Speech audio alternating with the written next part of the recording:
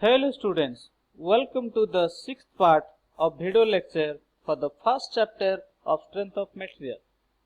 Here in this video, we are going to study about the elastic constants. We are having three types of elastic constant, that is modulus of elasticity, modulus of rigidity and bulk modulus of elasticity. All these elastic constant, the material will be loaded up to the elastic limit. Let us going to explain about modulus of elasticity.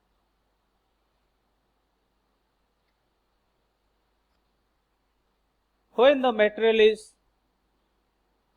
is subject to direct load within elastic limit, then the ratio of direct stress to corresponding direct strain is called modulus of elasticity or Young's modulus of elasticity.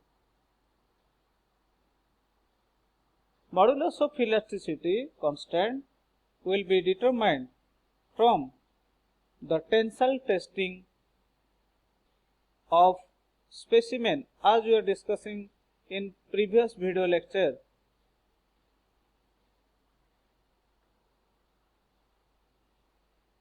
Now let us consider a body is applied with tensile load at the both ends. The magnitude of the load is gradually increasing. Thereby, there is a plot of graph between stress and strain is going to be shown. With the gradual applied load of tensile load, we are going to see that accordingly the deformation of the body takes place. There are 2 points, one is proportionality limit point, another is elastic limit point. Proportional limit point suggests the elastic behavior of the material, and at that point we are study the elastic behavior. Up to the elastic limit means within the elastic limit, within the elastic behavior, we are going to measure the ratio of stress to strain. That is sigma by E is equal to Young's modulus. Unit is equal to, for sigma it is Newton per mm square, but E is unitless, so we can get the unit of Young's modulus as Newton per mm square. Basically, Young's modulus of elasticity for each material will be carried out during the tensile load and compressive load applied upon the material. Next one is modulus of rigidity. This is the elastic constant.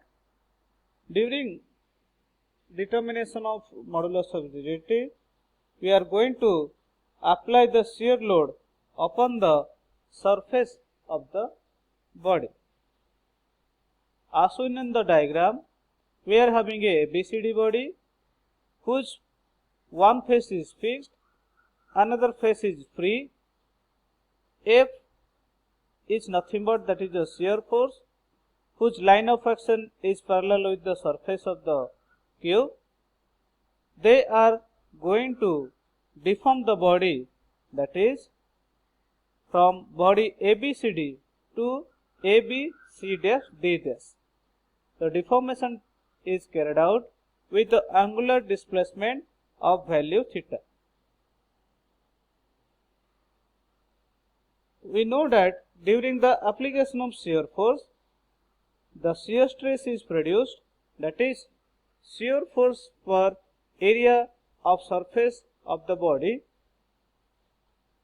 and due to the angular displacement phi, we are going to calculate shear strain, that is change in length by original length, that is dd dash divided by AD. The shear load is applied within the elastic limit point. Now we have to calculate the value of shear strain and shear stress. Then if we are going to measure the ratio of shear stress to shear strain, then that is known as a modulus of rigidity. So in case of shear load applied upon the body, we are going to measure the elastic constant, that is known as a modulus of rigidity.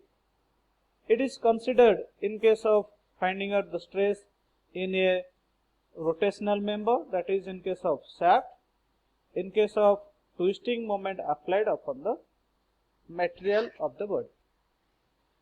Unit is Newton per mm square or Pascal.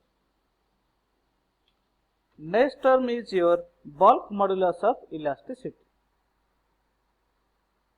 Here, for determination of bulk modulus of elasticity, we have to know that what is normal stress. Normal stress means that is tensile load or compressive load, and the stresses, the normal stresses means compressive stresses and tensile stresses, they are acting upon the body. Now as shown in the figure, we are having a cubical body. The body is subjected to compressive load, that is P, with inducement of compressive stresses along the three dimensional, that is sigma x, sigma y and sigma z. If the cube is subjected to three equal value of stresses, sigma x, sigma y, sigma z, means stress along three mutual perpendicular direction as x direction, y direction and z direction, both are having equal value. During this time, there is a change in shape of the cube takes place.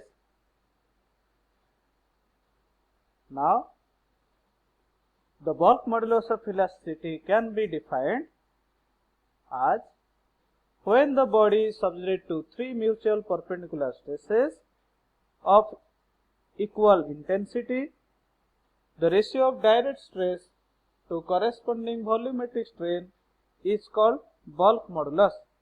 It is denoted by symbol K. Mathematically, K is equal to direct stress divided by volumetric strain, that is sigma n by EV, that is known as your volumetric strain is EV and sigma n is equal to direct stress. As the cube is applied with the stresses compressive type along the three directions, so the volume of the body will be decreased, and we are going to calculate that the ratio of change in volume to that of the original volume of the cube, and this is known as your volumetric strain. So in case of direct load or shear load, we are going to calculate the two-dimensional type of body, but in case of three loads are applied or three stresses are applied upon the body volume will be changes, and that change of volume to original volume is known as a volumetric strain. So K is equal to sigma n by EV. Unit is equal to Newton per mm square or Pascal. Next term is your volumetric strain. As shown in the figure, volumetric strain can be easily defined. It is the ratio of change in volume to original volume of the body when subjected to normal stresses along the three mutual perpendicular directions. It is denoted by symbol EV. EV is equal to change in volume by original volume, del V by V, and both are volume, so it is unitless. As shown in the figure, we are having F. These are acted upon the body of cube and they are compressing the cube. Now this dotted one is your change in shape of the cube, and the initial volume is equal to your lines. So due to the application of load F along the 3 direction, the volume of the cube changes. Now the cube comes to the dotted cube, and we are observing that the volume is going to deform. So in this period we are going to measure the change in volume, and what is the original volume? Then V0 is your original volume, del V is your change in volume. So the actual volume will be equal to V0 minus del V because of the F forces, and we are going to calculate EV is equal to change in volume by original volume. So V0 minus del V divided by V0, so change in volume divided by original volume, and it is unity less.